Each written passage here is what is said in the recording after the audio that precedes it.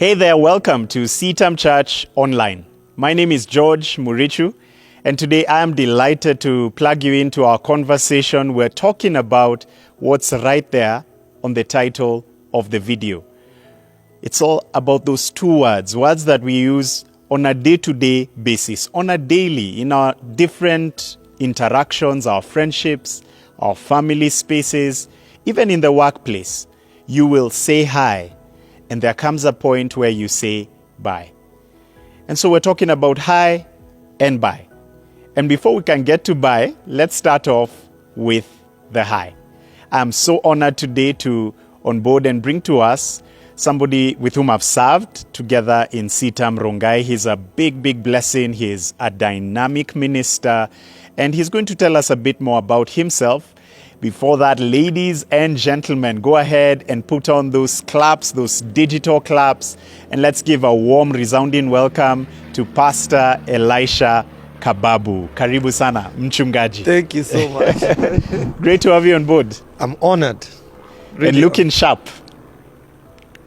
You know it. You know where this is coming from. So. Dressed by none other, but we're going to hear about that. Yeah, so Pastor Elisha, welcome to CTAM Church Online. Thank you so much. For those who have never interacted with you, they haven't listened to you preach, they haven't tuned in to one of your albums, one of your song releases.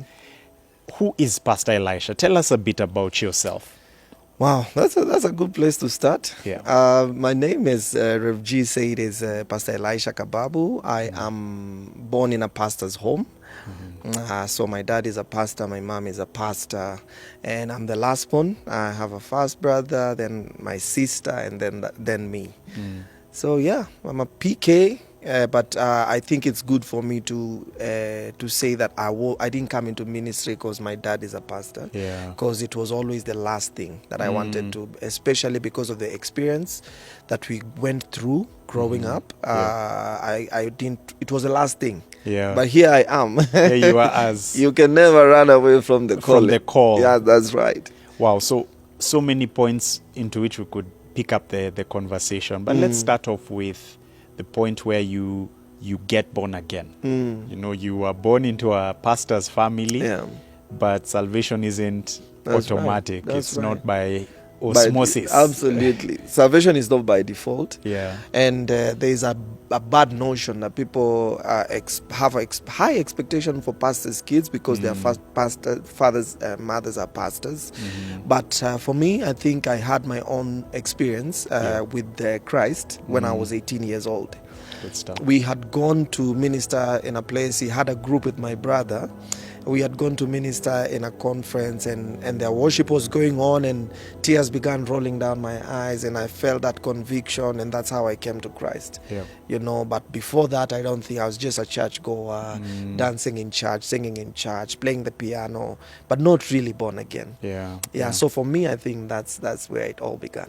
I'm telling you, right there's a sermon. There's a sermon? There's a sermon right there. What's the title? You know, the title is Not All Who Call Me Lord, Lord. Hey! Not all who play the keys.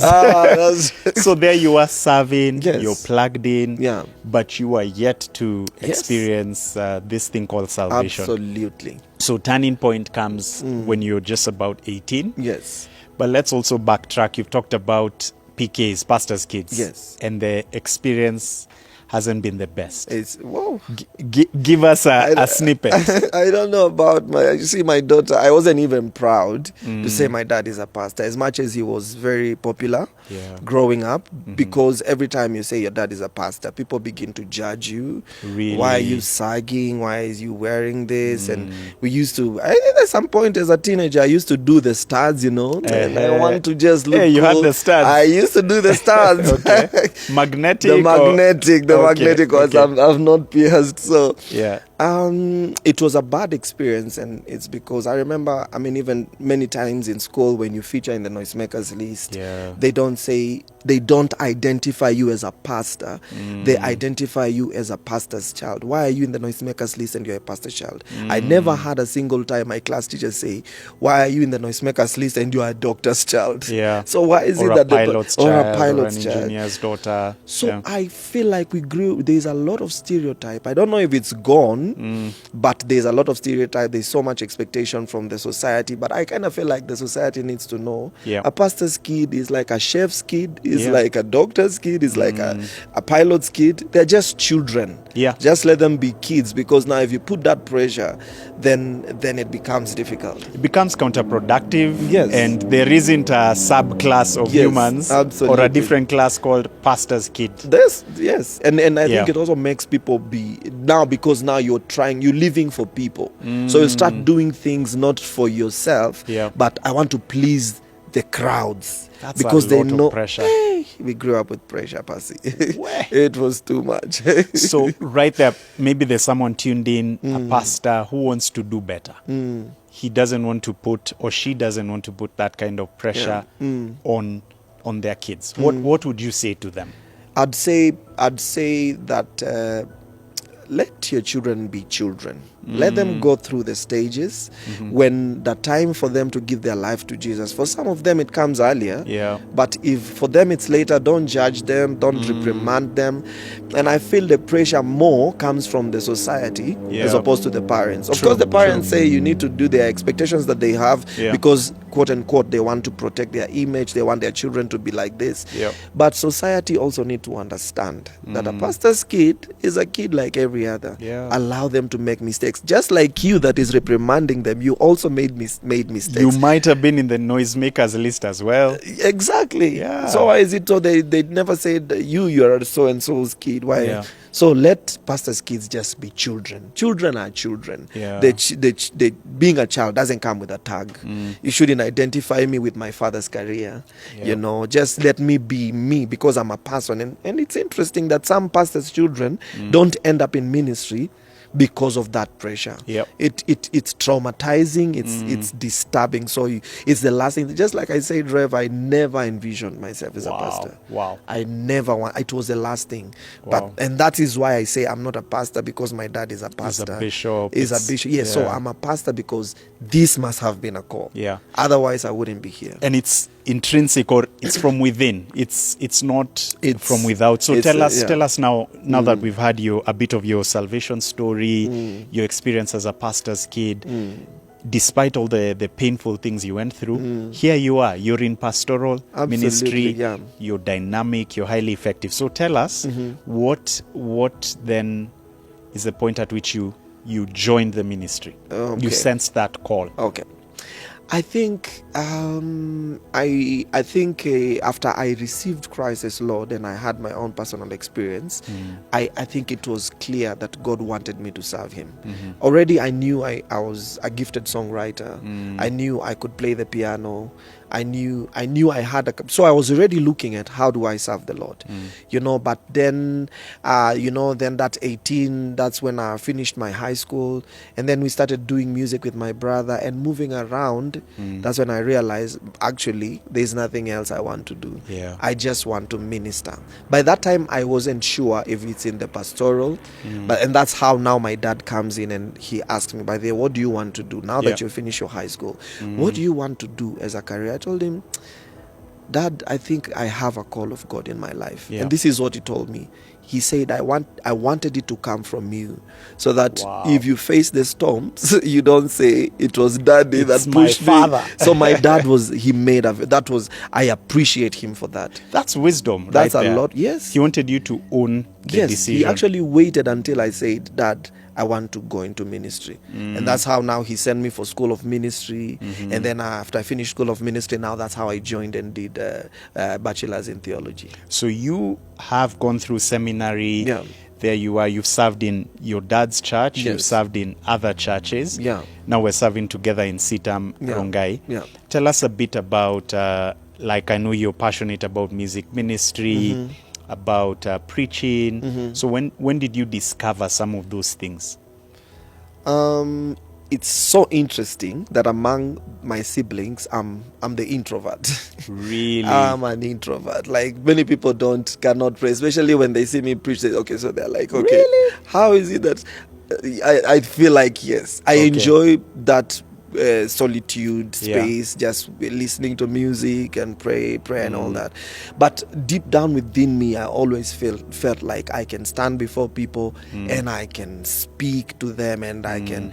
And so the first time I did it was in a high school, and the fulfillment I got from that, I was like, wow, this is actually what I was born to do, you know. Amazing. There is a lot of fulfillment that comes to me when I see the lives of people being transformed, when I see myself sharing a sermon and people are changed, you know, people are healed, because we've also had testimonies of people, God healing them miraculously as we share the word of God. And for me, that gives me a lot of fulfillment. Wow. There's nothing in this world I have done that gives me fulfillment like standing in front. So I prepare thoroughly, I pray that I do this like it's. I always tell my wife, I do every sermon as if it was my last. That's amazing. Yes. That's amazing. And that explains the impact, that explains the quality. And I'm saying all these things so that you can go and check out Pastor Elisha Kababu, especially on CITAM Rongai.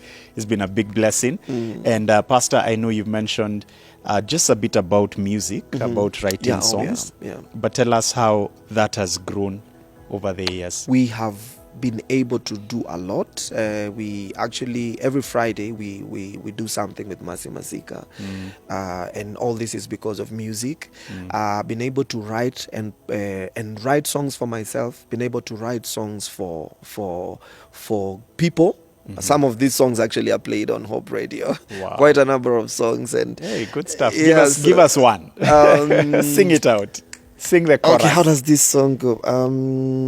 The song is written by a guy. The song is sung by a guy called Jaden. Okay. It's called Ewe Yesu. I don't know if I've not done vocal don't have warm-ups. the keys. I don't Okay. have the keys. Okay, if So I had next time I'll do that. But yes, that's one of the songs, and a couple of others. You know.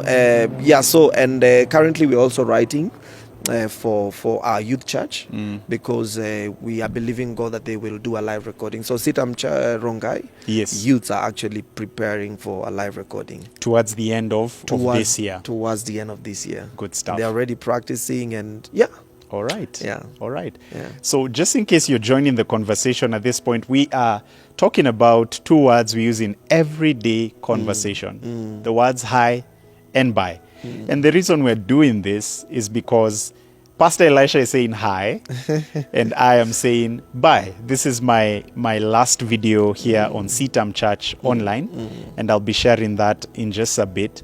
But I want us to talk about hinge points. Hinge points, because we are in a hinge point right now. Hinge points are those points of intersection or a turning point. Think of you're at a junction, and you can go this way, you can go straight ahead, you can take different exits. So hinge points are part of life.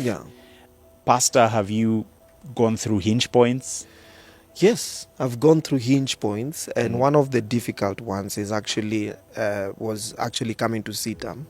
I felt like when I was serving, where I was serving, is as if I had hit a glass, I had hit the roof. The ceiling, So it's as if everybody is looking up to you, and but you also feel like you also want to have people around you that you can look up to. You want to be in a space that's competitive and challenging. And it's not comfortable to get into such spaces. But for me, I got to that place and I was like, I think they've always admired this, even when I was in campus, and most of these pastors, actually, we went to Bible school together. Most of them serve in CITAM, and I always have admired how things operate in CITAM, and I wanted to learn the structures, I wanted to learn the discipline, I wanted to learn all these many dynamics that I find CITAM very distinct at. So for me, it was a difficult decision to make, and I made it, and the rest is history. Here you are, the rest is history. That's right. So let's also look at scriptures, some references in the Bible, some hinge points. What are some of the hinge points you see in the scriptures? One of there are so many, Yeah. Rev. There are so many in the Old Testament and even in the New Testament. But one that is actually just clicked in my mind is Abraham, the father of faith. Yeah. He's gotten to a place in his life where God appears to him and tells him, "Leave your people, leave your home, go to a place that I will tell you." So this guy is even discovering where he's going. So God is even dishing out just partial information. To the land I will show you. I will. So he has not already showed him the land. Yes. And Abraham, in obedience, is going. The Bible says he's going. He does not know where he's going, but because he believes in a God that gives direction, he picks up his wife, he picks up his workers, he picks up his flock, and he begins the journey to Canaan. Wow. You know, so I think for me that was a very profound one. That it was not a comfortable transition that I'm going here, I know what is going to happen. I know plan, I have a plan. the budget and all there's that. nothing. You don't know what you will find. And for me, I think that's why they identify him as a father of faith, because he left a comfort zone to a place he did not know, you know, how it was. Actually, it's good you should highlight that, because hinge points remove us from comfort zones. Wow. They are points where we turn into a different direction. And just like Abraham, you live in the land of your father. That's right. You live in the familiar space and you're going into unfamiliar territory. And so what would you say, Pastor, to someone who's watching and they are at a hinge point in their life? What counsel would you give them? I think the best way I would put it, Rev, is do not hesitate. Do not worry about what's going to come. The Bible says the steps of a righteous man are ordered of the Lord. So every step will reveal the destiny. Don't worry about provision. Don't worry about support. Don't worry about how much you will lose. If you have had clarity from God that this is time for transition, do not hesitate. Just go for it.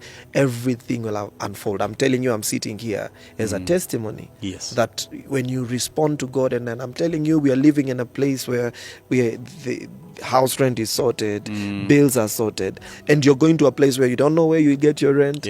You don't know how things will happen, how children will go to school, but God has said just go. He's told you step out. He just said just go. This is the time for you to step out and learn a few things that I want you to learn. And I mean, we've never slept hungry. My first one is the one that is in school. The other one is not yet joined in. Our house has never been locked. You know, this shows that God is faithful to his word. He's too faithful to fail you.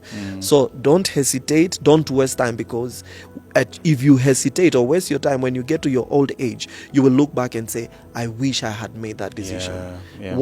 Just take the risk. God will not leave you alone. I feel like that's tweet worthy. You should just go ahead and tweet that, or send that out to somebody who needs to hear that. That don't hesitate. Don't let the years ahead be years where you look back with regret. Because you couldn't take the risk. That's right. Good stuff there, Pastor. So let's now talk a bit about why we're saying hi and bye. Okay. So I'm at a hinge point. That's right. Myself. I'm also at a hinge point. You're at a hinge point. And I am saying bye. You're saying hi. And I think it's important to onboard those who've been following, tracking, connecting with us on CITAM Church online, that in the spirit of this year's theme as a ministry, I am taking new territory. And so part of that is stepping out into the space, the world of academia, going back to sharpen my axe, getting that sharpened, and basically study, because the scriptures talk about study to show yourself approved. And so that's why this is our last one for this season, our last video for this season. But I'm so happy to have Pastor Elisha, because he's going to continue, carrying over the content. And I think about the scripture of, is it John chapter 3, verse 30? It talks about, he must increase, I must decrease. And so as I exit, I am so glad that, Wow. Pastor, you're coming Thank on you. and you'll be sharing a bit more. So what are some of the things that people can look forward to hearing from you? And just some of the things you're thinking about. I'm super excited, and it's a great honor to actually be joining. And we have so much lined up. We're thinking of talking about current issues to do with LGBTQ. Probably even interview people that were on that side and they came to this side. And I'm thinking of fashion. Talking about fashion, Christian fashion designers. Can we establish... Pause. You said, is it your wife who designed? My wife outfits? dresses me, she makes all my outfits, and I'm sure Rev G also has been sorted too. Yes. She's actually dressed quite a number of prominent people. She's an amazing artist in terms of fashion.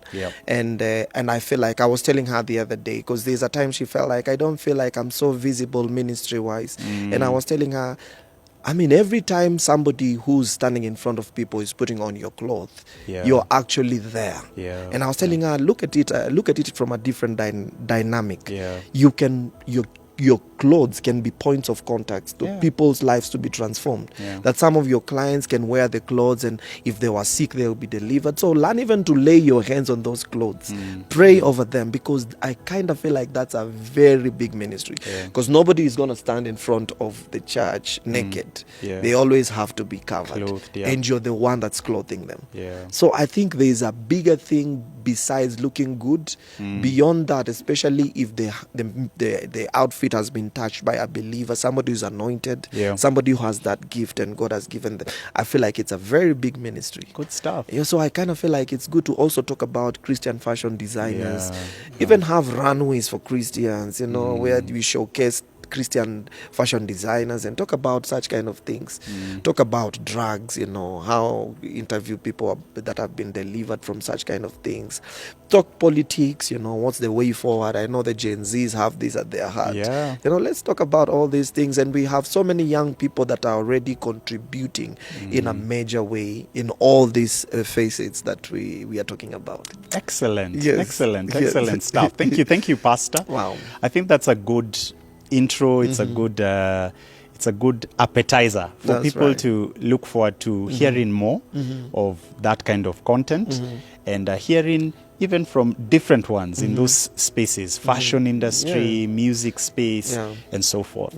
And so to you who's connecting with us, we are so delighted that you plugged in. And our prayer is that in the hinge points of your life, you'll experience God's direction, God's providence in every turning point of your life, that you'll hear that voice behind you saying, this is the way, walk ye in it. I don't know if you have any parting shot, because we'll be hearing from you again. I mean, the only thing is that we will definitely miss Rev George. He has been a critical player in our lives, not just ministry wise but also personal lives. We are going to miss him, and I hope CCO will take initiative to go and interview him in Europe. I think that's a challenge that Let's get the visas. Let's get the visas. My passport is ready. I just got my passport. Good stuff. So let's hop on the planes. Let's go to Europe. Let's take the new territories. Excellent. So with that said, I want to take this opportunity to bid you farewell, to say kwaheri, to say till we meet again. It has been an incredible, I believe, 5 or 6 years on CITAM Church online, right from inception to this point, to this hinge point in my own life and our family's lives and ministry. And our prayer is that God would keep you, would bless you, and would continue to guide you and direct you in the different things that you're doing. And so as I say bye, Pastor Elisha says hi. And so you'll be hearing from him as the ministry continues and as we continue to trust God to advance his kingdom till every single person hears. So if you know someone who's at a hinge point, why don't you pass this over to them? And if this has added value to your life, go ahead and hit that subscribe button, hit the notification bell, and whenever there's new content out, you'll be the first one to know. God bless you. Hi and bye.